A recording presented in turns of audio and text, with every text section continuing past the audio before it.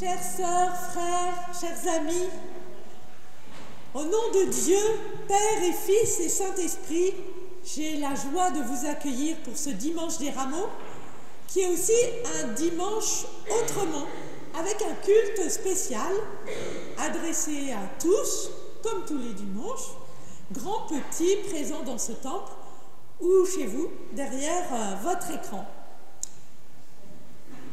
Quoi qu'il en soit, j'ai une grande nouvelle à vous annoncer, à chacun de vous. Le royaume de Dieu est proche, tout proche. C'est cette nouvelle-là que nous sommes venus entendre aujourd'hui. C'est parce que Dieu nous invite que nous sommes réunis. À Jérusalem, il y a 2000 ans, les Juifs s'apprêtent à accueillir Jésus comme un roi. Alors nous aussi, entrons dans le royaume, entrons à Jérusalem car c'est la fête. En effet, chers amis, je vous invite à voyager avec votre imagination dans le temps et dans l'espace. Mettons-nous dans la peau d'un de ces pèlerins venus dans la ville pour la célébration religieuse, la commémoration de la sortie d'Égypte, commémoration de la libération, avec de nombreux sacrifices au temple et bien sûr le repas de Pessah, de la Pâque. Et c'est l'agitation, la foule, les musiques et les cris, les odeurs de marché, ça sent la fête. Il y a là des hommes, des femmes, des enfants, des jeunes, des vieux, des esclaves, des maîtres, des pauvres, des riches, venus de tout le bassin méditerranéen. Et ça parle un peu de toutes les langues, mais surtout l'araméen et le grec, parce qu'à l'époque, le grec, c'est comme l'anglais pour nous aujourd'hui. On le parle un petit peu partout.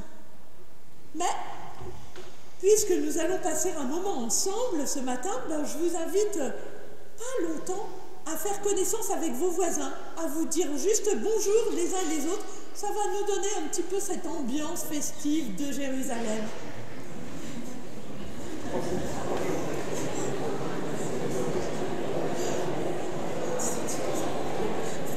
Alors bonjour à ceux qui sont en ligne. Voilà,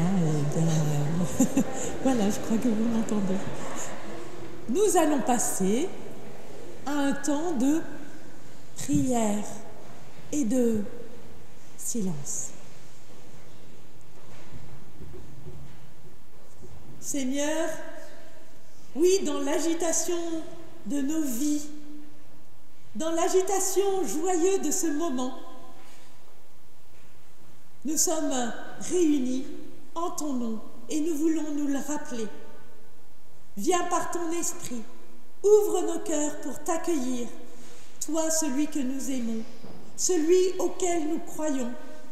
Montre-nous ton visage et donne-nous ta paix et permets que retentisse aujourd'hui en nos vies la parole d'amour et de grâce que tu adresses à chacun de nous. Amen. Et je vous invite à vous lever pour chanter Maranatha, viens Seigneur, viens.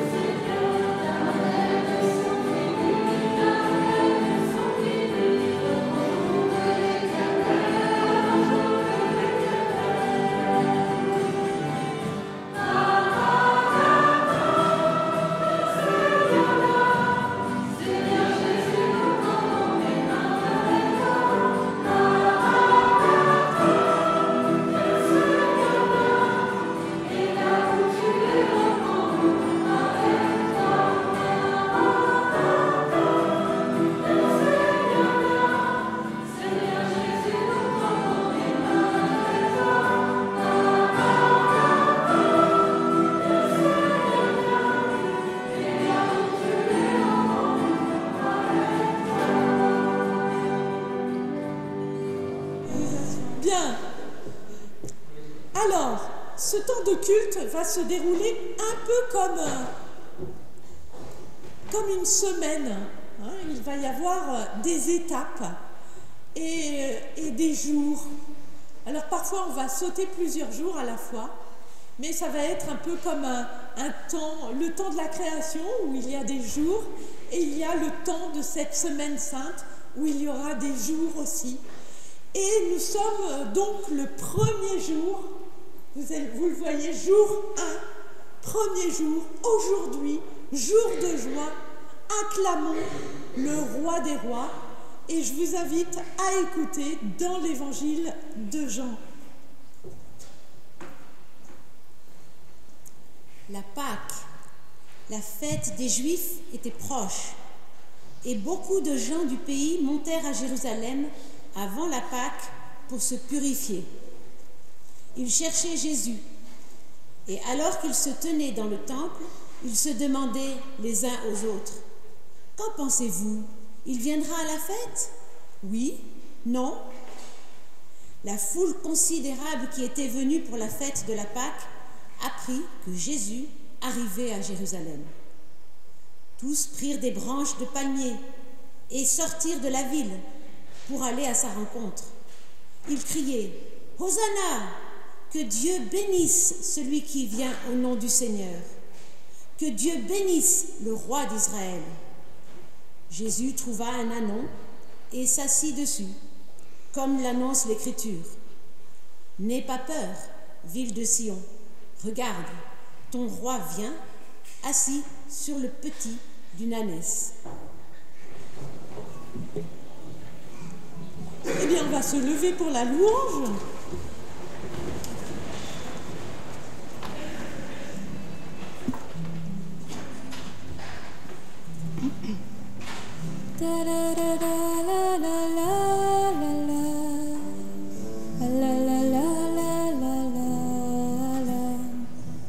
Je lève les yeux vers ta montagne pour me rapprocher de toi.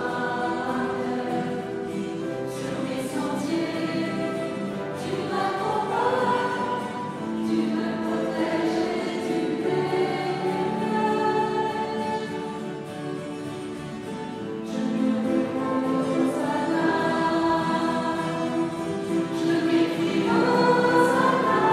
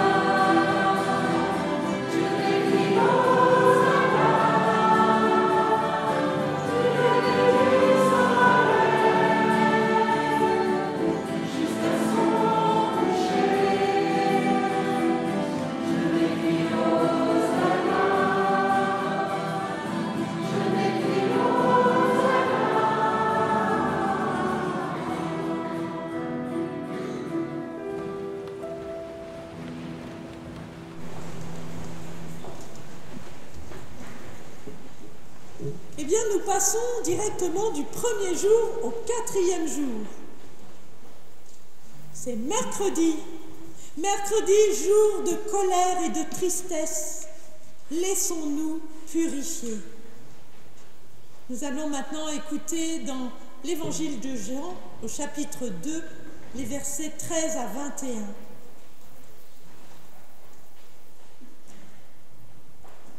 La fête juive de la Pâque était proche, et Jésus monta donc à Jérusalem. Dans le temple, il trouva des gens qui vendaient des bœufs, des moutons et des colombes. Il trouva aussi des changeurs d'argent assis à leur table. Il fit un fouet avec des cordes et les chassa tous hors du temple, avec les moutons et les bœufs. Il jeta par terre l'argent des changeurs en renversant leur table. Et il dit aux vendeurs de colombes, « Enlevez tout cela d'ici. Ne faites pas de la maison de mon Père une maison de commerce. » Ses disciples se rappelèrent les paroles de l'Écriture. « La passion que j'ai pour ta maison me consumera. » Les autorités juives lui demandèrent, « Quel signe extraordinaire peux-tu nous montrer pour avoir le droit d'agir ainsi ?» Jésus leur répondit, « Détruisez ce temple et en 3 jours je le relèverai. » « On a mis 46 ans pour bâtir ce temple, et toi, tu le relèveras en 3 jours ?» lui répliquèrent-ils. Mais le temple dont parlait Jésus, c'était son corps.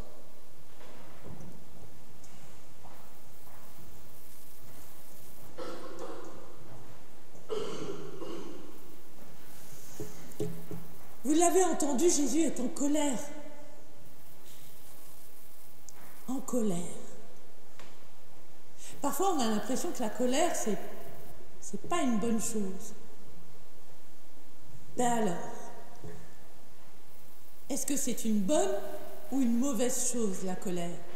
Parce que si Jésus l'a ressenti, l'a manifesté, c'est que quelque part, il y a une bonne colère, s'il y en a une mauvaise. Alors, qu'est-ce qui permet de savoir si c'est une bonne ou une mauvaise colère? Qu'en pensez-vous? C'est quoi une bonne colère? J'entends pas. Levez les mains, éventuellement. C'est la colère qui fait avancer. Il ne faut pas qu'elle fasse reculer. D'accord. Qui fait avancer quoi?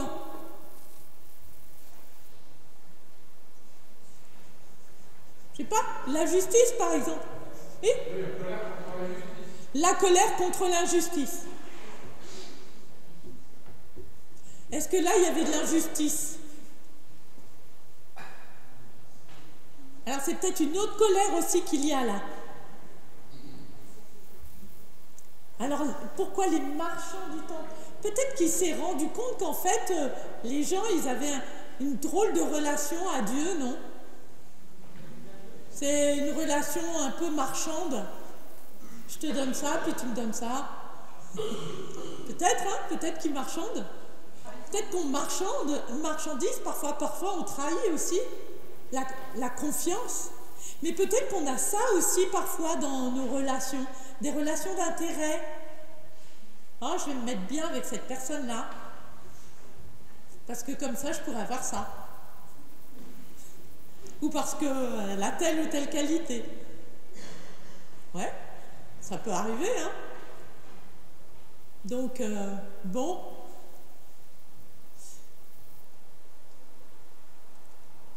Qu'est-ce qu'il y a comme mauvaise colère? La jalousie. Oh là, oui. Sacrée mauvaise colère, la jalousie. Oh, qu'est-ce qu'il peut y avoir comme autre mauvaise colère? L'envie. Donne-moi ça. La haine. Oh là, terrible, la haine. Ou la vengeance. Ça, c'est des mauvaises colères. Oui. Qu'est-ce qui permet de les distinguer, les bonnes et les mauvaises colères? Peut-être que les bonnes colères, c'est pour les mauvaises colères, c'est pour moi. C'est égoïste. Et puis c'est des colères qui nous rongent, qui nous font du mal. Et puis peut-être qu'il y a des colères pour d'autres, en tout cas celles que Jésus, il a.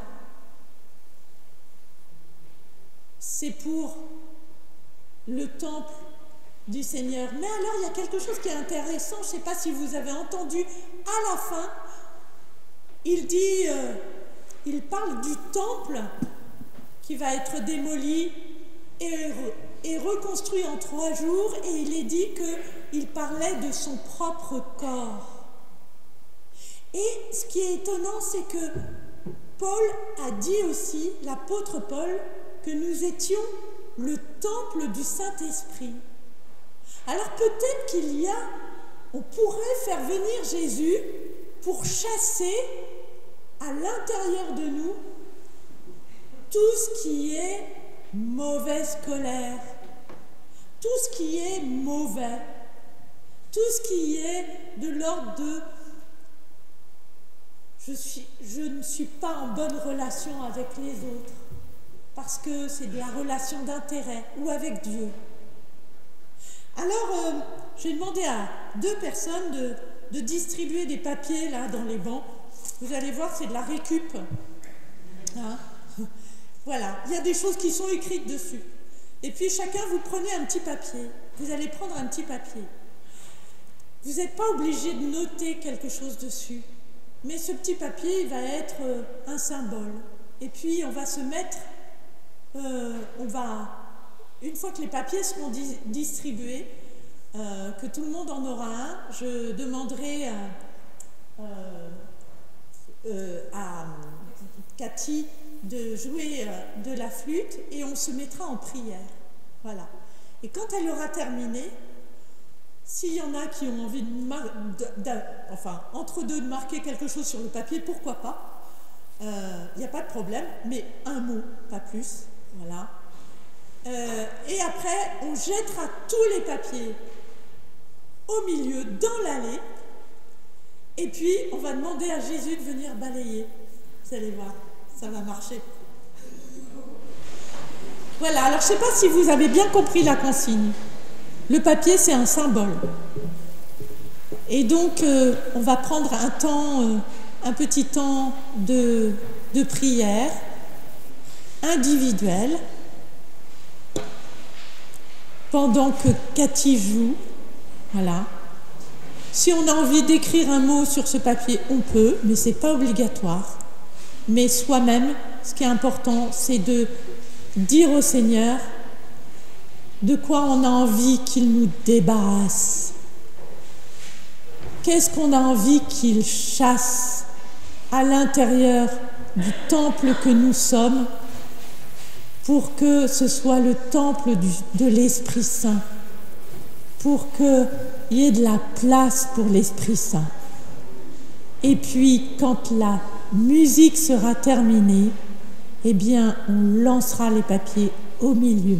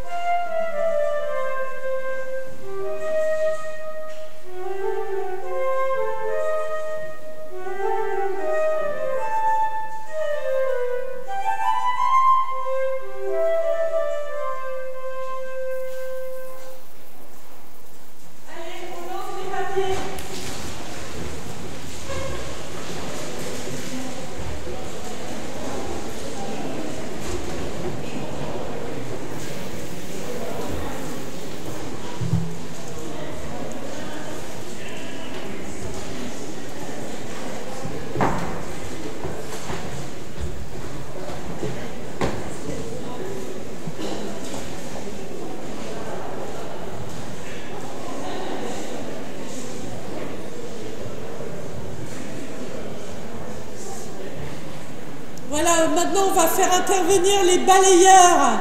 Allez, venez les balayeurs.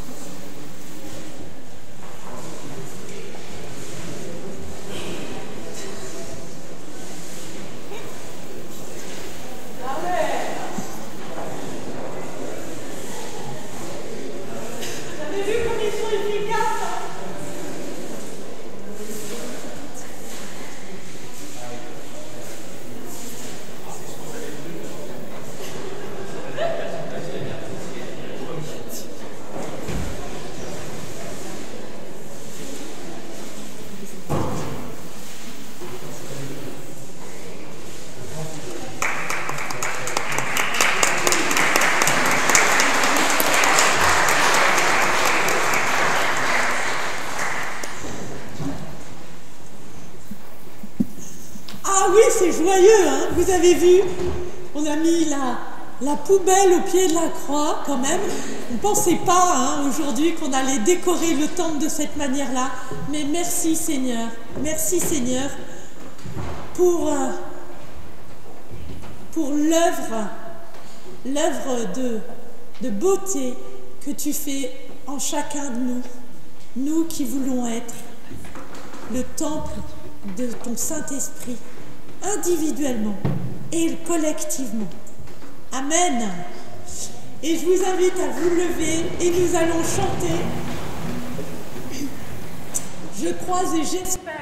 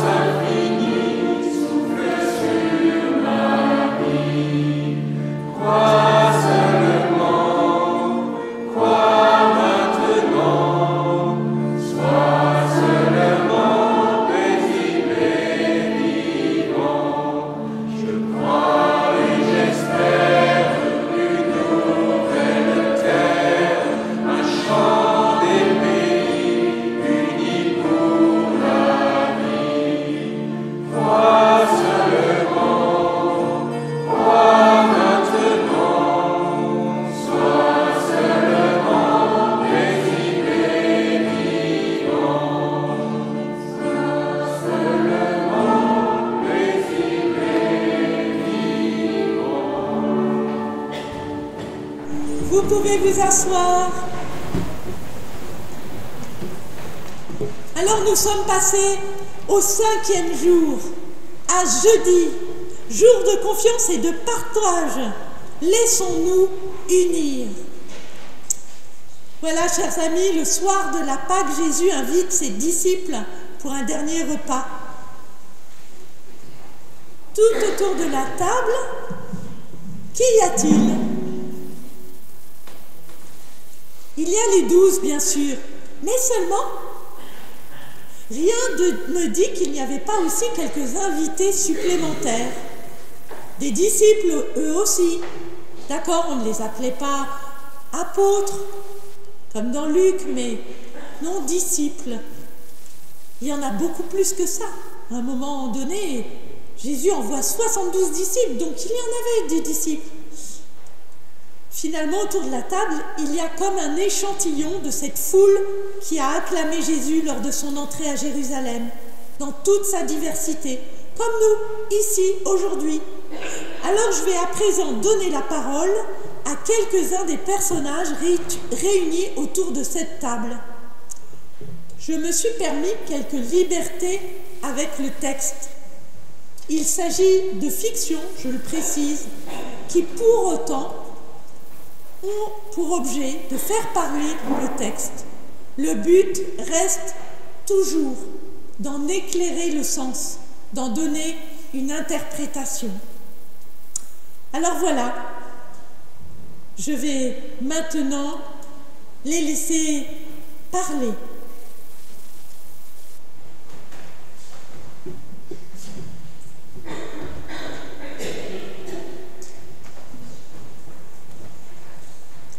Bonjour, moi c'est Jean. Mon frère qui s'appelle Jacques et moi, nous sommes les fils de Zébédée. Nous étions en train de pêcher sur le lac de Tibériade lorsque Jésus nous a appelés et nous a invités à être avec lui, à être des pêcheurs d'hommes. Nous avons tout lâché pour le suivre. Lâché nos filets, mais lâché nos parents aussi. Et Jésus nous a parlé comme personne ne nous avait jamais parlé. Il nous a dit que nous recevrions le centuple de ce que nous donnons. Nous croyons vraiment que c'est lui le Messie. Et que lorsqu'il établira son royaume, nous serons avec lui, proches de lui, comme nous l'étions quand il est apparu transfiguré sur la montagne. À Jérusalem, vous le savez, c'est la fête de Pessah, la fête de la libération de l'esclavage d'Égypte. Lorsque nous sommes arrivés avec Jésus, montés sur un ânon, la foule ne s'est pas trompée. Elle a vu en lui la figure de David. Oui, c'est ce que nous croyons. Le royaume est proche. Bientôt nous serons libérés de l'oppression romaine et Jésus sera porté en triomphe sur le trône qu'occupait le roi David. Et notre Dieu sera reconnu par toutes les nations. Ce soir, Jésus nous a réunis pour le Seder, le repas de la Pâque. L'atmosphère était particulièrement grave, presque lourde. En effet, on sent bien que les autorités juives et romaines sont nerveuses. Certainement qu'elles ne laisseront pas faire tous les partisans de Jésus. Elle ne laissera pas prendre le pouvoir. Mais nous, on est confiants. D'ailleurs, ce soir, il n'a pas fait les choses comme d'habitude. Au cours du repas, il s'est levé, il a enlevé ses vêtements, il a mis un linge autour de sa taille et il a pris de l'eau pour nous laver les pieds. Lui, notre Seigneur, s'est abaissé pour laver les pieds de ses disciples. Jacques et moi, nous nous sommes dit que c'était par reconnaissance pour tout ce que nous avions fait pour lui pendant 3 ans. Mais en fait, il nous a invités à faire de même en nous lavant les pieds les uns des autres pour bien signifier que nous ne croyons jamais plus important que n'importe qui, qu'un autre ou qu'un esclave. Ensuite, nous sommes remis à table. Il a d'abord pris la coupe de vin, il l'a bénie, il nous l'a présentée comme étant celle de son sang versé pour nous. Puis il l'a fait passer pour que nous en buvions tous. Ensuite, il a pris le pain azime, il l'a béni, il nous l'a présenté comme étant son corps, livré pour tous, puis il l'a rompu pour que nous le mangions. Il nous a demandé de nous souvenir de ses gestes et de ses paroles et de le répéter plus tard en mémoire de lui. Quelle drôle d'idée! Quelle drôle d'idée! Laver les pieds, boire du vin, manger du pain, comme si c'était son sang et son corps, Mais qu'est-ce que ça veut dire? En tout cas, nous, on s'en souviendra, et nous avons toujours été aux premières loges.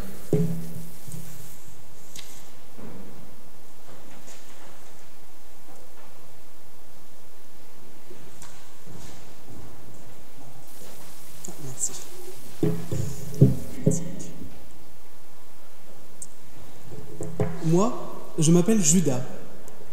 Je suis un des 12 apôtres et je suis le trésorier. En effet, depuis que Jésus m'a appelé à le suivre, nous avons tout abandonné ce que nous faisions pour le suivre de village en village. N'ayant plus de ressources et de revenus pour notre famille et même pour nous-mêmes, il nous a fallu créer, en quelque sorte, une caisse de solidarité. Ce sont les amis de Jésus qui nous soutiennent avec leur argent, mais aussi toutes les personnes qu'il rencontre, qu'il guérit et qu'il enseigne. Oui, tous veulent lui manifester leur reconnaissance et le soutenir pour son grand projet, celui de rétablir le royaume d'Israël qui a été annoncé par les prophètes. Lorsque Jésus est entré à Jérusalem et qu'il a été acclamé par la foule, j'ai jubilé. Lorsqu'il a pris un fouet pour chasser les marchands et les changeurs du temple, là aussi, j'ai jubilé. Et pourtant, depuis quelque temps, je n'arrive plus à comprendre mon maître. C'est comme s'il se soumettait, comme s'il renonçait à prendre le pouvoir. Il parle de sa mort, plus exactement de sa nécessité de mourir pour que le monde soit sauvé, comme s'il devait être sacrifié à la manière de l'agneau qu'on égorge en souvenir de Pessa, la Pâque juive. En plus, ce soir, il s'est mis en tête de nous laver les pieds, comme un vulgaire serviteur. Puis, il nous a présenté le vin comme son sang, le pain comme son corps, en nous invitant à les manger. C'en était trop. C'en est trop. Jésus s'humilie. Il est en train de trahir sa mission. Alors, je suis sorti. Il faut acculer Jésus, ou plutôt Dieu. Si Jésus est bien son fils, alors il ne permettra pas que son pied chancelle. Ce soir, j'ai décidé de un petit peu provoquer les choses et de le livrer aux autorités religieuses. Et si Dieu ne réagit pas, tant pis, j'aurai toujours gagné 30 pièces d'argent. Il n'y a pas de petit profit.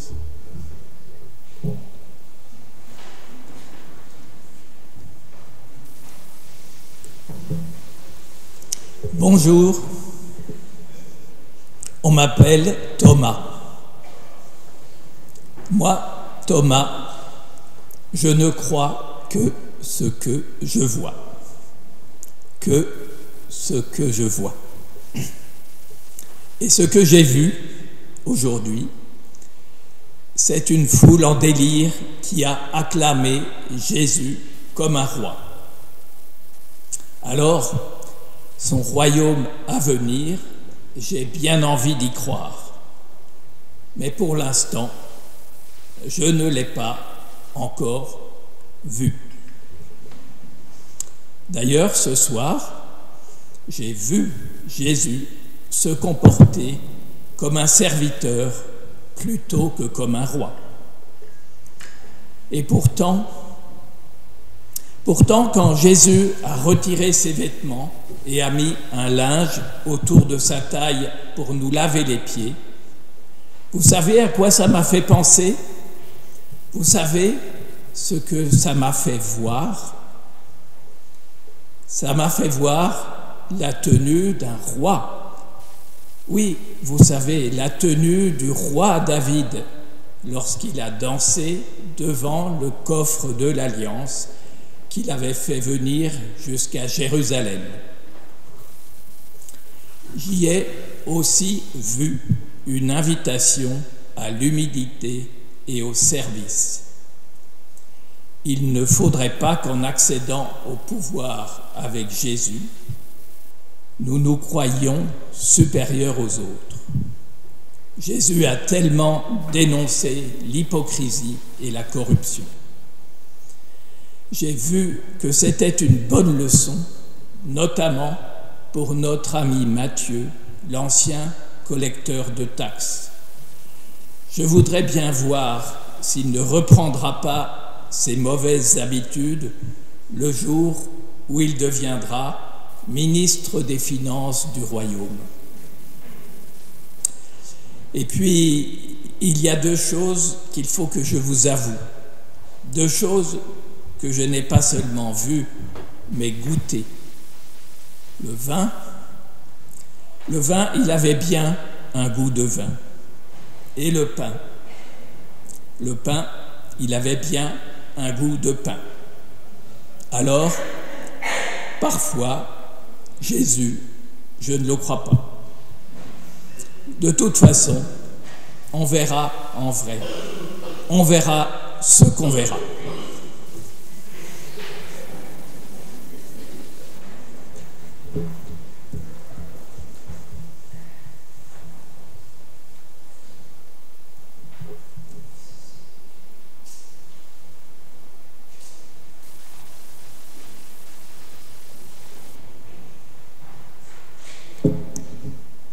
Bonjour, je m'appelle Pierre.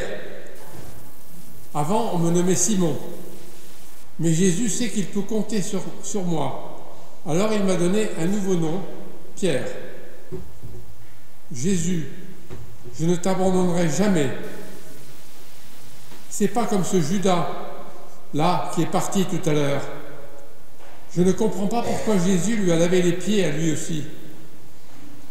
Et comment il a pu partager le pain et le vin, son corps et son sang? Lui qui a chassé les marchands et les changeurs au temple, il n'a pas chassé Judas? Mais pourquoi? Je sens quand même qu'il se trame quelque chose et que ce traître n'en est pas étranger. Mais je suis là, moi. Moi, je ne serai pas comme Judas, la pierre qui fera trébucher Jésus. Je serai la pierre sur laquelle Jésus pourra compter.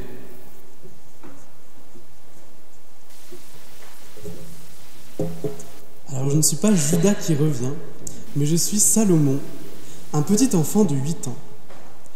Alors pour les adultes, vous pensez bien que je ne compte pas.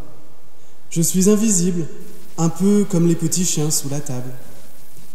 Et comme en plus je suis orphelin, alors personne ne m'attend nulle part.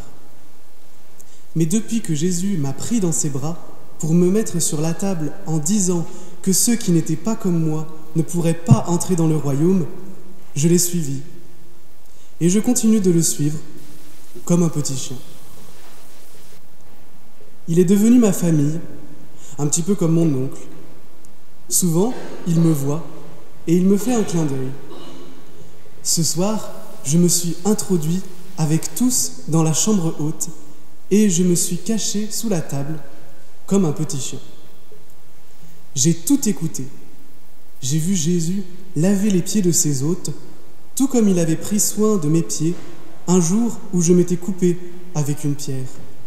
Et j'ai su que le royaume, c'était cela, se laisser laver, se laisser soigner par la tendresse infinie d'un Dieu proche de chacun de nous.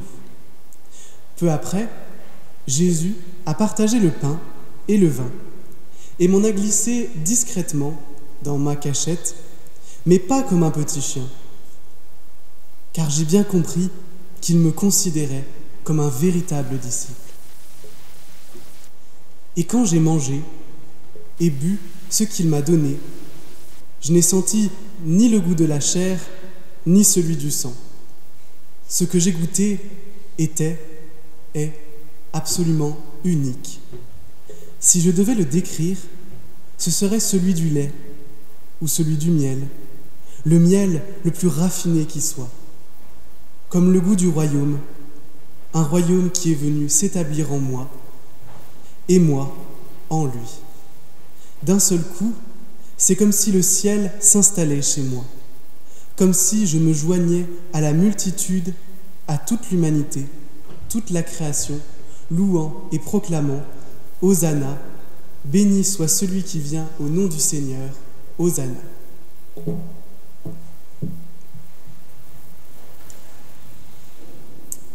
une femme. Bonjour, je suis Marie de Magdala. Avec Marie de Béthanie, on nous confond souvent, car nous sommes toutes les deux très proches de Jésus.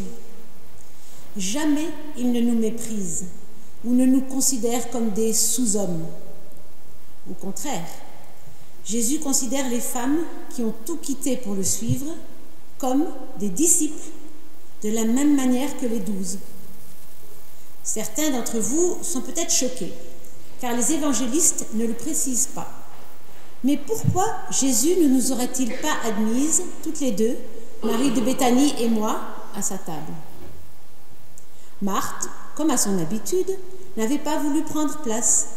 Il fallait bien que quelqu'un fasse le service, nous a-t-elle dit. Elle considérait que c'était là sa place, sa juste place. Et pour une fois, on a bien senti qu'elle disait cela avec sincérité, sans amertume vis-à-vis de sa sœur ou de moi-même. Pour une fois, elle était allée vers la simplicité et je la sentais décontractée. Mais quelle ne fut pas notre surprise lorsque Jésus, prenant un linge, voulut absolument lui laver les pieds à elle. Car en réalité, Marthe fut la première, avant Simon-Pierre. Jean a juste oublié de le préciser. Marthe eut beau protester, Jésus ne la lâcha pas. « Faites de même », nous a-t-il dit à la fin. Durant tout ce repas, Marie et moi n'avons pas perdu une miette de ce qui se passait là. Nous avons vu Jacques et Jean, se voyant déjà ministres de Jésus lors de son couronnement. Nous avons remarqué Judas, incapable de regarder qui que ce soit dans les yeux et fuyant avant la fin du repas. Nous avons observé Thomas, croquant dans le pain et buvant la coupe plusieurs fois, comme s'il s'attendait à ce qu'ils aient pris le goût de la chair humaine et du sang. Nous avons entendu Pierre fanfaronner comme un coq que Jésus pouvait compter sur lui. Tu parles. Nous avons été touchés par Salomon, caché sous la table. Salomon qui semblait au 7e ciel. Et puis nous avons vu Jean, bien sûr, le seul qui s'est tu toute la soirée. Jean, celui que Jésus aime. Jean avec lequel un seul échange de regards suffit. Jean qui voit et qui croit. Alors nous avons compris que c'était là le royaume. Non pas un royaume composé de parfaits ou plutôt de ceux qui voudraient en donner l'apparence, mais de chacun de nous, là où nous en sommes, avec notre foi, nos doutes, notre innocence ou notre maturité. Le royaume a besoin de chacun de nous. Il n'y a de salut que tous ensemble. C'est cela que Jésus est venu nous dire. Nous ne pouvons pas nous sauver tout seuls. Et c'est avec l'autre et par l'autre, qui ne nous plaît pas forcément, qu'il nous est donné de vivre. L'autre n'est pas en option. Il n'est ni un objet qu'on ignore, qu'on méprise, ni une marchandise. C'est cela qui doit être notre combat au quotidien. Le Seigneur dresse devant tous une table pour unir le misérable avec le nanti, le traître avec le fidèle, l'enfant, la femme avec l'homme adulte, l'esclave avec le maître, le croyant avec l'incrédule. Il nous réconcilie, tous ensemble en communion avec lui. Par Jésus, nous devenons corps, unis, sanctifiés, transfigurés, sauvés dans notre diversité. Le royaume est déjà là, même si nous ne méritons pas. Il nous est donné par grâce. Notre coupe déborde. Comme c'est beau! Il y eut un soir, il y eut un matin. Voici le jour que fit l'Éternel. Hosanna! Hosanna.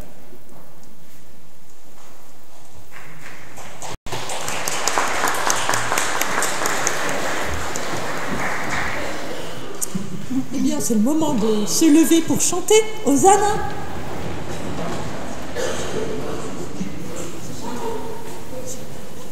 C'est chaîne d'amour.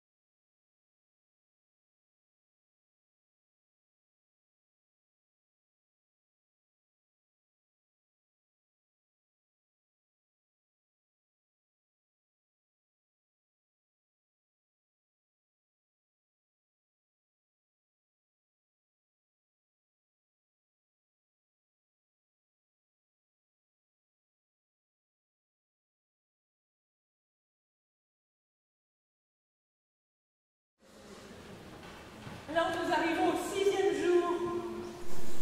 Vendredi. Vendredi, jour de solitude et de mort. Donc le jour 6, 6e jour, vendredi, jour de solitude et de mort, crions vers Dieu. La suite de l'histoire, vous la connaissez.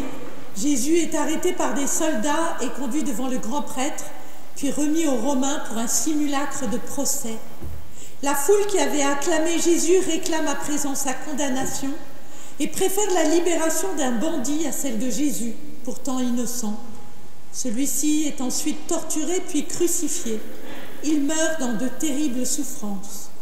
Et je vous invite à prier avec cette prière inspirée d'une prière de l'Acate. Et c'est pour ça que nous avons allumé les bougies. Allumer les bougies pour nous souvenir qu'il y a des veilleurs, des éveilleurs de conscience et des veilleurs pour notre humanité et pour que nous aussi, nous soyons veilleurs.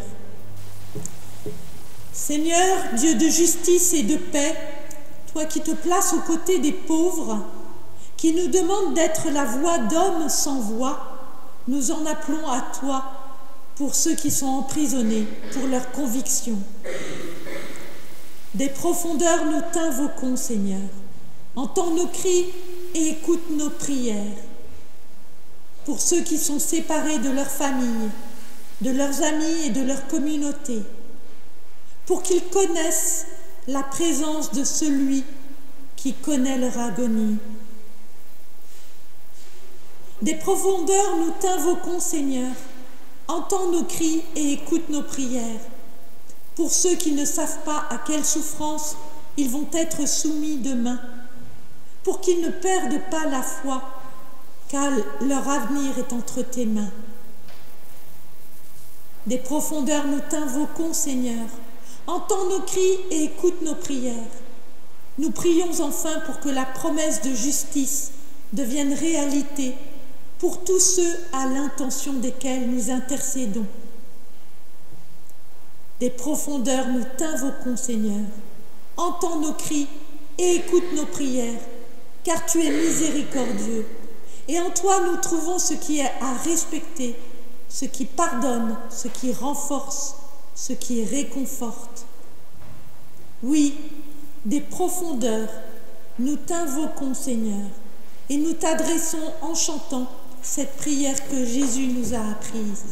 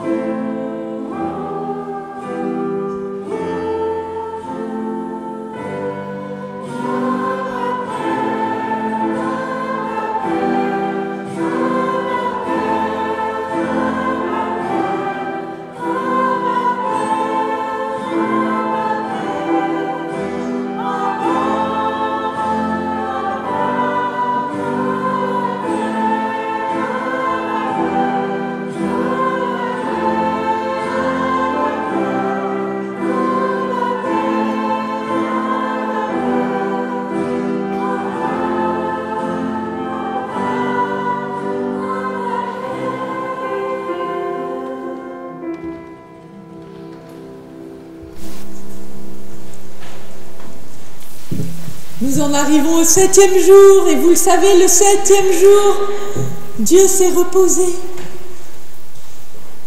7e jour, jour de repos, le repos du Seigneur.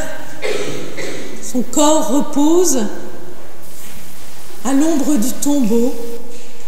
Mais le samedi, c'est aussi le jour d'espérance. Nous attendons la résurrection. Je vous invite à vous lever.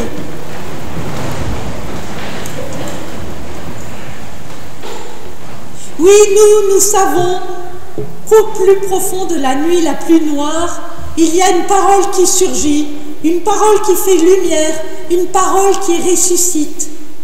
Par Jésus, parole de Dieu venue au cœur du monde, nous savons que le royaume est déjà là et qu'il nous est permis d'espérer malgré. Alors, chers amis, soyons dans l'espérance et recevons la bénédiction de la part de Dieu. Je vous laisse la paix, je vous donne ma paix. Ce n'est pas à la manière du monde que je vous la donne, que votre cœur cesse de se troubler et de craindre. Allez dans la paix du Christ. Amen. Et nous chantons Hosanna. Et oui.